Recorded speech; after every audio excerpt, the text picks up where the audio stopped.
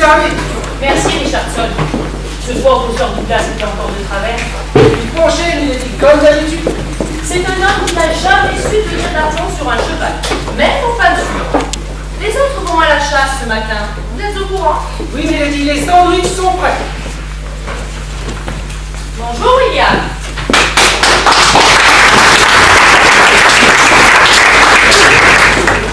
Elle a dit quelque chose?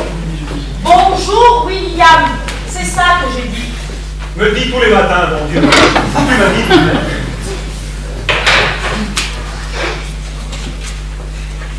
Ça va, chérie? Ça va, mon général. La suite est bonne. Il y a une lettre pour toi. Encore glissé à propos. Qui a glissé? Mon édredon. Et vous bordez le lit, il finit toujours par glisser. Pire qu'un serpent. Je peux tout de même pas passer toute la nuit à le surveiller assis sur une chaise. Vous ne connaîtrez pas un truc par hasard? Tu n'as qu'à coucher dessus. Puis-je me retirer, Sir William? Faites chez vous, mon vieux. Couvrez-vous bien surtout. Hein. Et merci d'être venu.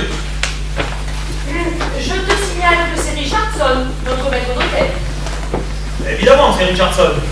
Ça a été mon ordonnance pendant toute la guerre. Dunkerque d'abord, et puis tout le fourbi en Afrique, avec le vieux Monty. Un type formidable. Richardson? Monty. Et l'autre, le type d'en face. Pas un manchot non plus, hein. Comment déjà? Romeil. On fait une vachement belle partie dans le centre tous les deux. C'est écrit dans mes mémoires. Je sais, chérie. L'ennui avec les généraux, c'est que quand ils ont fini une guerre, ils arrêtent. Oh, il l'a fait! Que le diable l'emporte! Je me demande de qui ça peut être. Mon propre fils, aplati comme une crêpe devant ces morceaux de l'hôtel de ville, lui un Belmont. Même pas mis son nom au dos de l'enveloppe. Obligé d'ouvrir. Il n'a pas dit un mot, pas un, plus muet qu'une carte dans une assiette.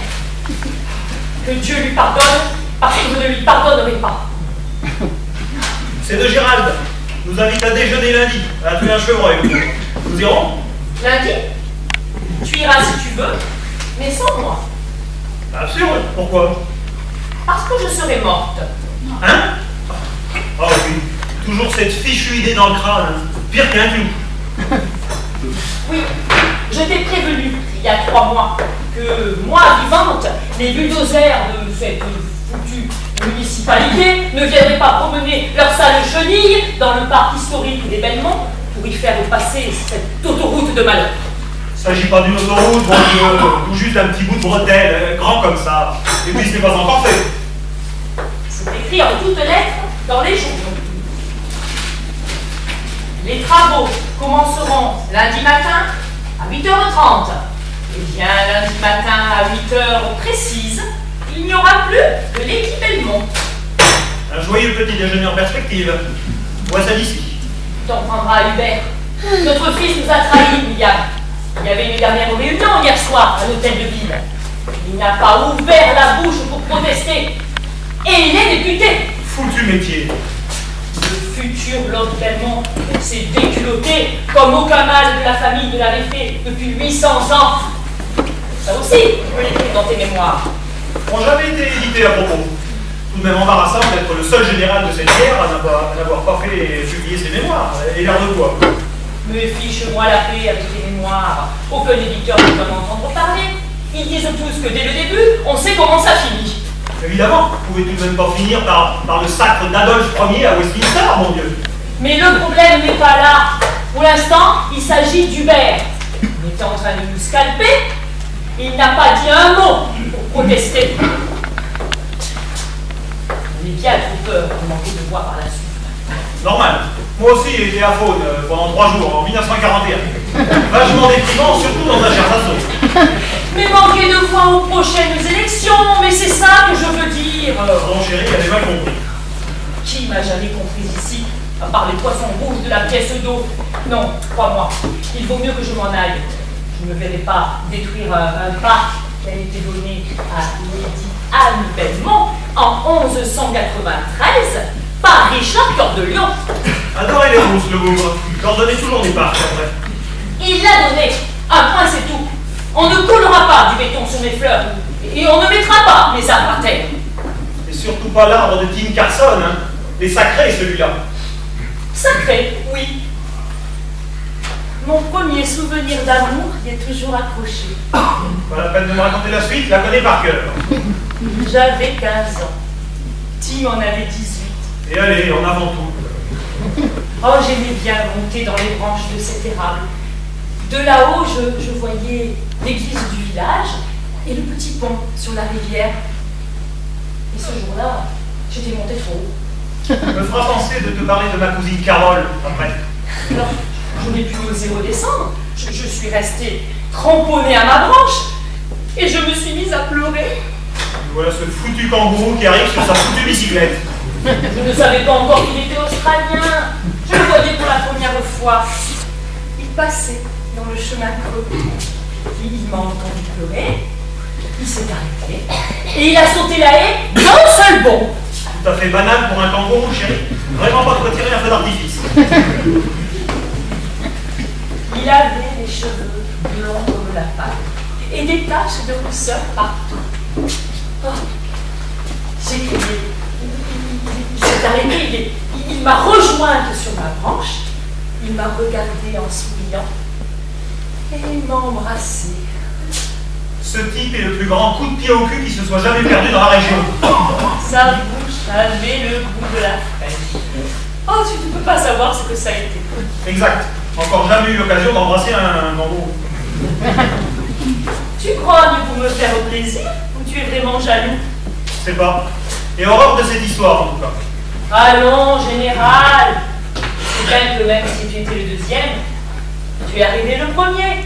Après le goût de la fraise, j'ai appris celui du Havane. Reconnais que j'ai été une bonne épouse. Au poil, chérie. C'est écrit dans mes mémoires. Toi, tu as été un mari formidable. J'ai eu envie une centaine de fois de t'étrangler dans ton sommeil, mais c'est peut-être ça aussi. Pourtant, vrai. Foutu machin.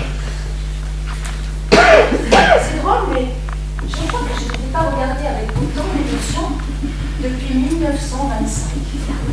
C'est passé quelque chose de spécial en 1925? Nous nous sommes mariés. 1925. Sais-tu combien cela fait le petit déjeuner plus côte à côte? Aucune idée. 1 milliard? 16 000 seulement, à cause des années de guerre.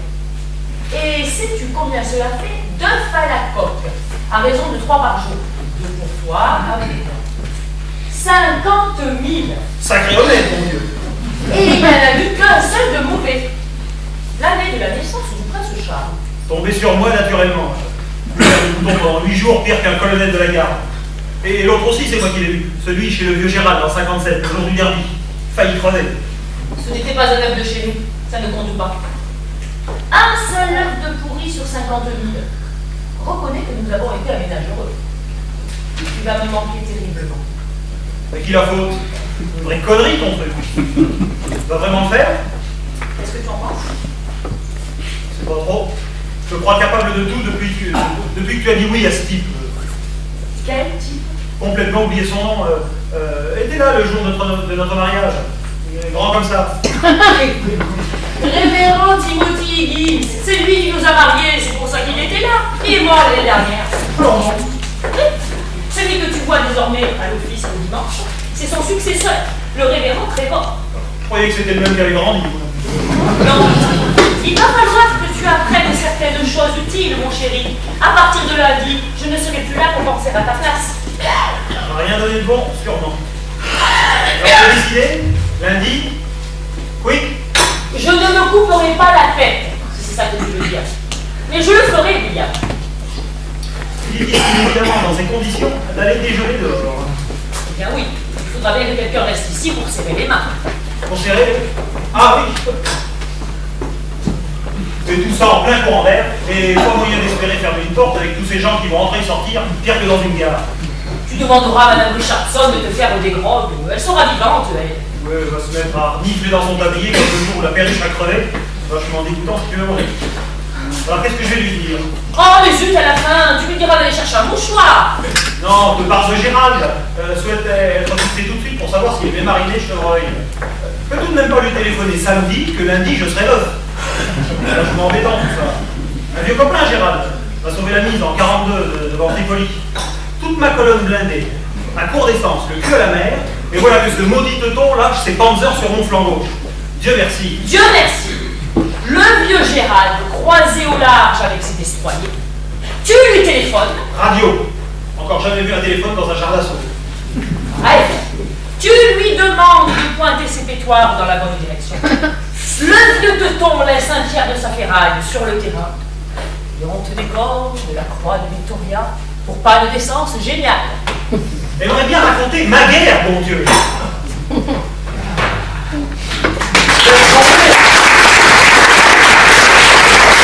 Pas un souffle de vent, le gibier sera sourd. Oh, pardon, papa. Bonjour, maman. Bien dormi? Non, je n'ai pas bien dormi. Mais je dormirai plus la semaine prochaine. Ah, bravo. Sabi est déjà descendu? Pas vu. Ah, cette gosse s'habille comme un singe et il lui faut plus de temps qu'à la reine de Saba. Bon, Maud sera là dans une minute. Quelque chose d'intéressant dans le journal, papa? Jamais rien vu d'intéressant dans un journal depuis 1945. Ah, est-ce qu'on parle de la réunion d'hier soir à l'hôtel de ville? Mauvaise question, fiston. On aurait mieux fait de la boucler. Oui, on en parle. Il paraît que tu as ôté ton pantalon en plein hôtel de ville. Félicitations. Quoi? Il dit ça? Ôter mon pantalon? C'est moi qui le dis. Ces sauvages étaient en train de nous scalper et tu n'as pas dit un mot pour protester contre ce projet d'autoroute. Désolé, maman, mais ça n'aurait rien changé. Le vote d'hier était acquis d'avance. Et en plus, il a été unanime. Alors j'ai choisi de répondre par un silence désapprobateur et plein de dignité. Voilà. Eh bien, il fallait faire un discours. Oh, mais pour dire quoi? Ça, que tu choisissais de répondre par un silence désapprobateur et plein de dignité. Vous pourriez pas parler un peu moins fort? Oh, Écoute, maman. Sur les 11 hectares, on va te prendre à peine 7000 mètres carrés de rien du tout. Et en plus, vous toucherez une indemnité tout à fait confortable. tu la toucheras. Judas a bien touché la sienne. Oh. Tu avais promis de voir le ministre des Transports cette semaine. Tu l'as vu? Je lui ai même payé un verre. 2 exactement. Et alors? Ça fait 2 verres de foutu. Tu lui as dit que ce parc avait été donné par Richard Cœur de Lion? Mais naturellement. Qu'est-ce qu'il a dit? Qu'est-ce qu'il a répondu? Tiens.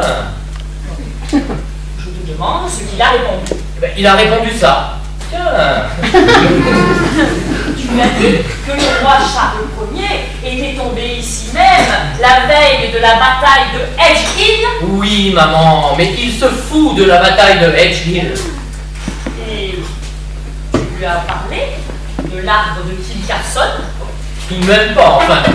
Tu me vois en train de confier au ministre des Transports que ma mère a embrassé un garçon dans un arbre quand elle avait 15 ans. Foutu kangourou de malheur. Bicyclette en exhibant ses éphélides. C'est quoi? Éphélides, chérie. Tache de rousseur.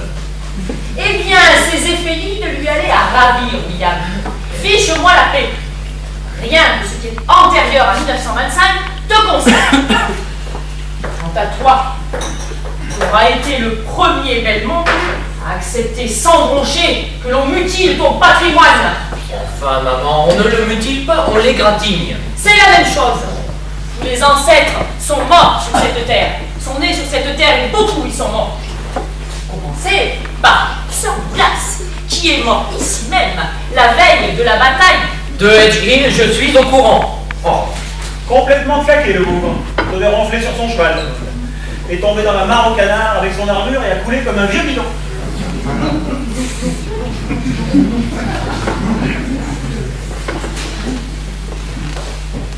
En tout cas, il est mort pour quelque chose en quoi il croyait. T'avais pas le choix, Marc. Tu savais pas nager. Remets-le en place, il penche encore. Et toi, tu t'en fiches. Mais pas du tout, enfin, je suis désolé, maman, mais encore une fois, ça n'a rien à foutre avec la bretelle, mon Dieu. Hubert, je t'interdis d'être grossier quand nous ne jouons pas au public. Oh, pardon, maman. Aussi, pourquoi refuses-tu d'être raisonnable? C'est un mauvais moment à passer, certes, mais bon... Rassure-toi, je ne serai pas là pour le passer. Ah, tu as l'intention d'aller faire un tour? Voilà. Ah bah écoute, je regagne Londres avec Maud et Sally lundi matin à 9 h. Si ça t'amuse de te joindre à nous. Non, merci. Je serai parti à 8 h. Enfin, à 8 h, il n'y a pas de train. Je n'aurai pas besoin de train. Ne me dis pas que tu as l'intention d'aller faire un tour à pied. Tu sais que tu n'es pas encore tout à fait remise de ta fracture à la jambe. Je n'aurai pas besoin de jambes non plus. Ah bah alors là, je ne pige plus. Hein. Mais où diable vas-tu lundi matin? Tu le demanderas au révérend Trevor. C'est son métier de savoir ces choses-là. Quelle chose? William. William! Tu ne veux pas dire à Hubert ce que je vais faire lundi matin? Ça me gêne un peu. Ah oui, lundi. Oui. Oui. Et quoi, oui? Va se supprimer. Va se tu veux dire qu'elle va se tuer, maman? Oui, fiston. Ta mère, ma femme, la belle-mère de ta femme, la grand-mère de ta fille, tout ça va partir en même temps. Il aura fallu 50 000 à la coque pour en arriver là. Oh maman! Oh non! Oh, vraiment bien amené comme blague. Hein. Il y a longtemps que je n'avais pas autant ri. Hein. Et dis-moi, tu l'as déjà faite à Richardson? Ah ben, pas encore. C'est une blague que je ne peux faire qu'une seule fois. Ah, attends-moi, je le vois déjà. À genoux, les mains jointes. Oh non, Milady, ne faites pas ça pour l'amour du ciel. Et la tête de Maud. La tête de Maud. Bon, il n'y a que pour sa vie hein, que ça me gêne un peu. Elle est encore un peu jeune pour encaisser correctement ce genre de blague. Désolé, ce n'est pas une blague interdite aux moins de 18 ans.